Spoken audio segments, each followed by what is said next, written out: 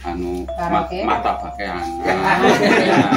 Terus lingkungnya Buatan tak kaget Bu karena beliau kan sutradara teladan. Oh, mantap banget. ini karena Sudah? YouTuber iya. Oh, YouTuber. Oh, langit dolan kudu metang.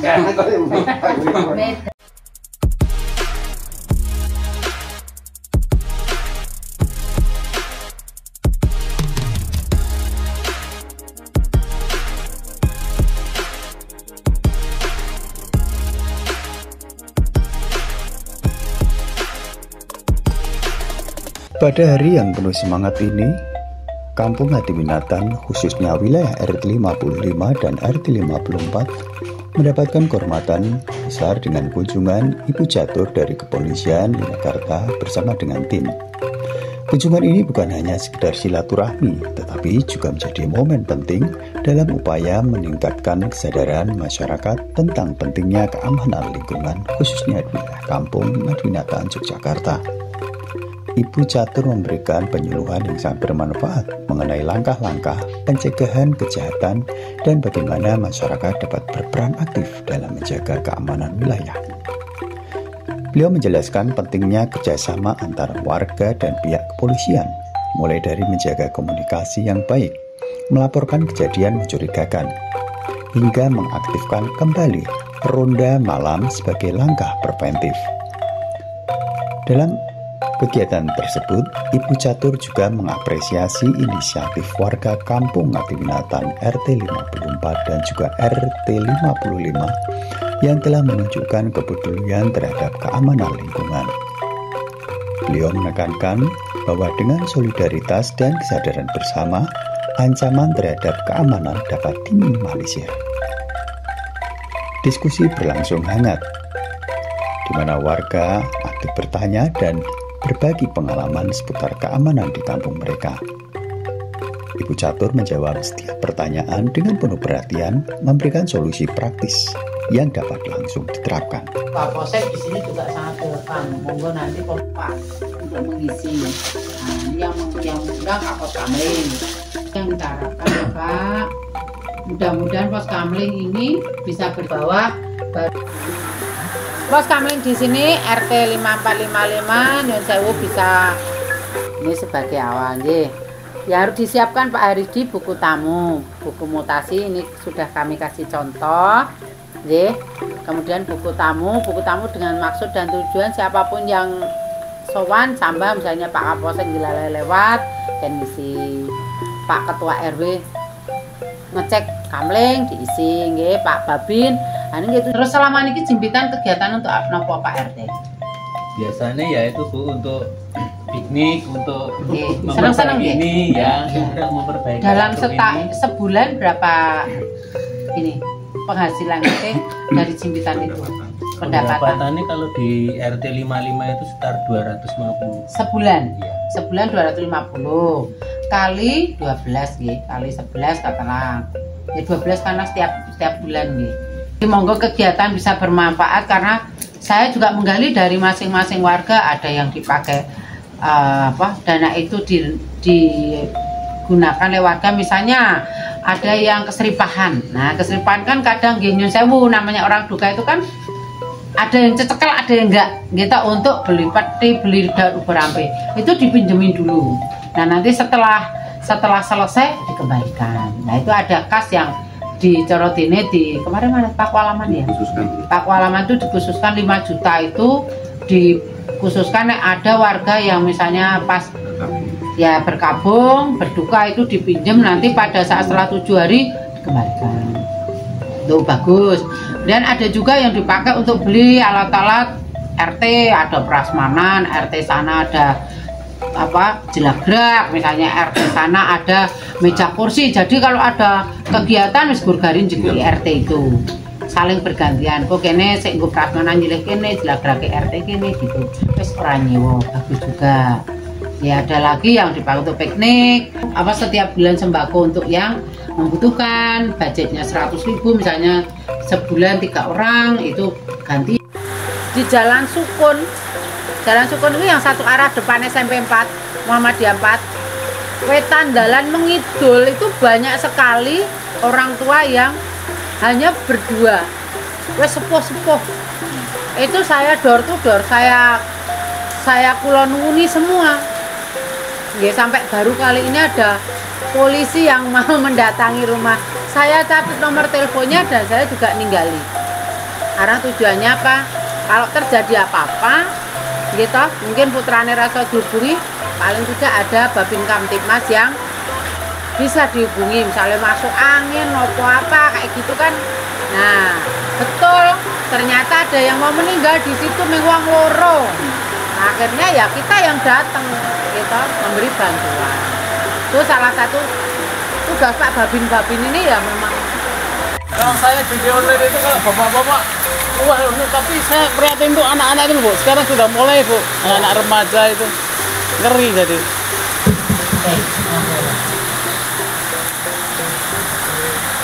Barangkali itu ya Pak RT nanti barangkali kita koordinasi. Ini menurut saya agak urgent dengan video dan lain-lainnya banyak sebenarnya.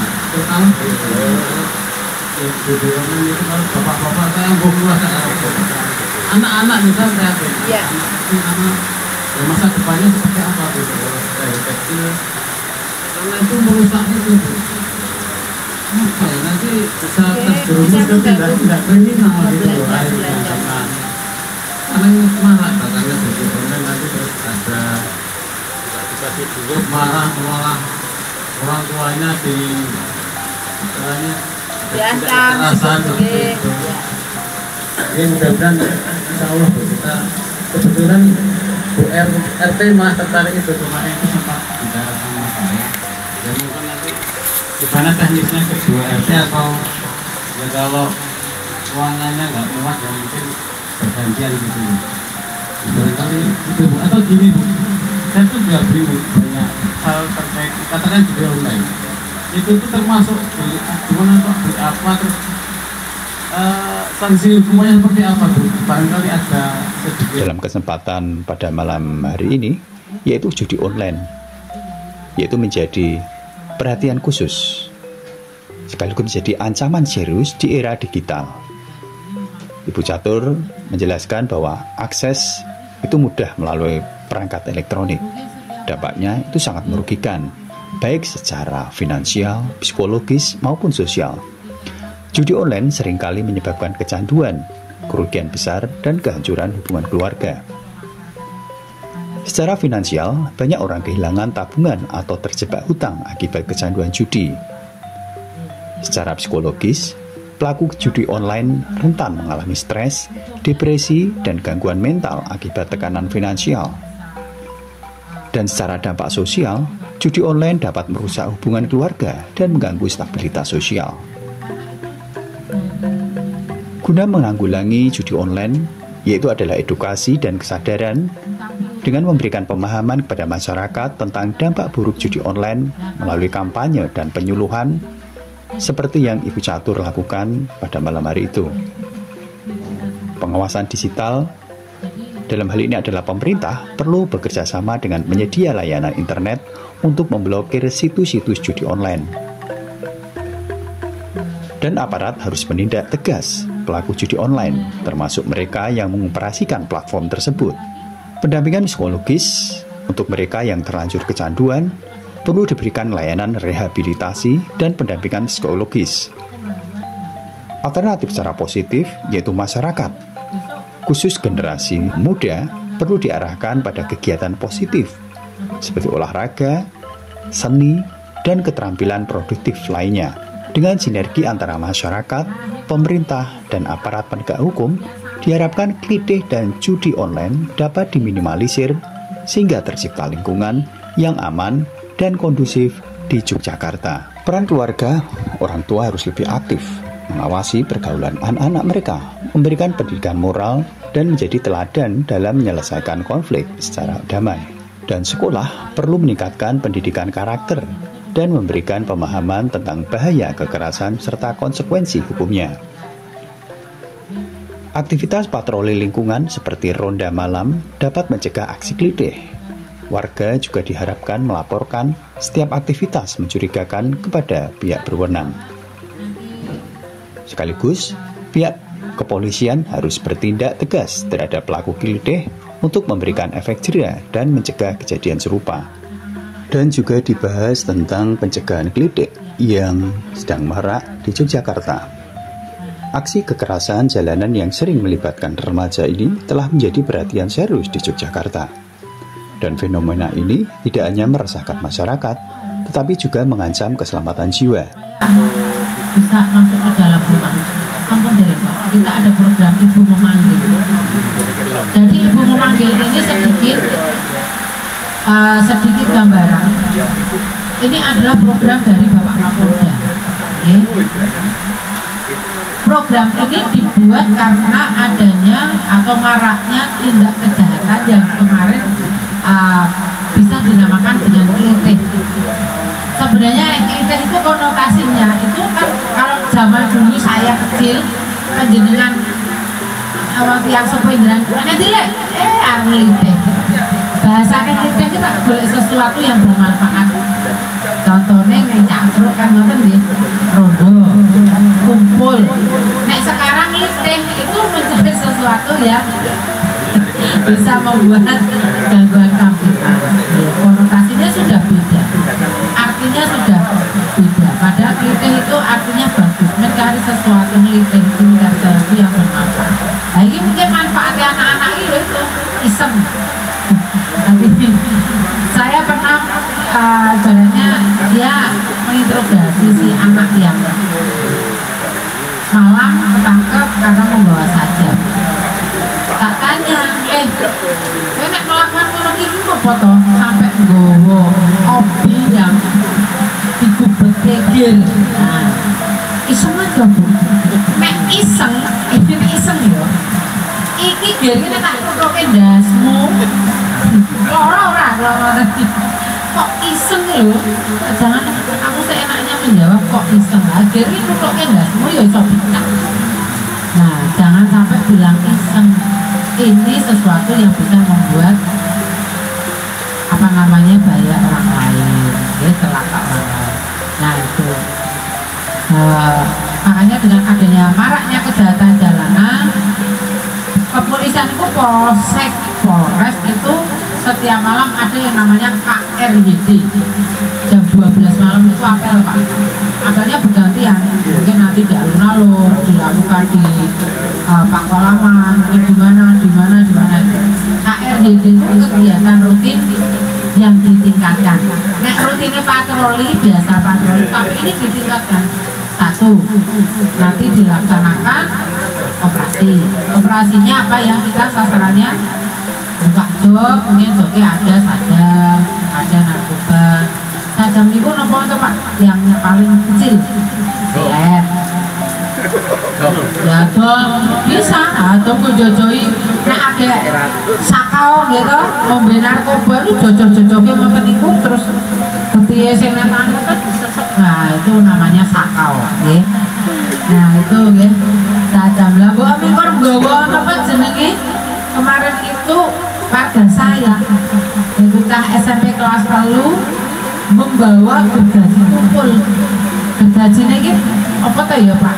Dan kumpul jadi pun buatan licin nih kok gergaji, tapi dibawa di dalam badan, dilebokin di dalam jaket. Belanja ratu jualnya gue iseng-isengan terus aku ngomongin. Katanya disuruh ngambil gergaji keluarga saya. Ini kecekel neng Arab SMP Muhammadiyah 4. Jadi ya kecekel neng wilayah dewi. Saya kecekel warga ini dulu ketur. Nah, saya juga toh, saya dampingi. Ya sama aja, tetap anak ini tetap ada pembinaan ke Jombor. Jombor tuh tempat. Iya, di sosial PRS itu namanya rehabilitasi remaja. Ya, itu itu selama 3 bulan. Jadi sekolah yang kuno direhabilitasi. Jadi pembinaannya di situ. Ya. Ujiannya gitu itu Pak, karena sekolah juga sudah paham kalau memang ya itu sudah masuk saja gitu. apa lah, ya sudut kok. Ini malah merepoti, kami tidak membawa apa-apa. Semoga Allah akan melipat gandakan rezeki bapak-bapak semua yang sudah memberikan atau nyuguhi pada kami. Jadi nek wis mertamu iki sing penting niki Pak. Nek kula ora mau weteng rampung sing penting kula iki. Ati tamune mbok takut, dadi marahi ora enak to nek bening ulate. Nah, ini yang kita harapkan bisa tersampaikan komunikasinya.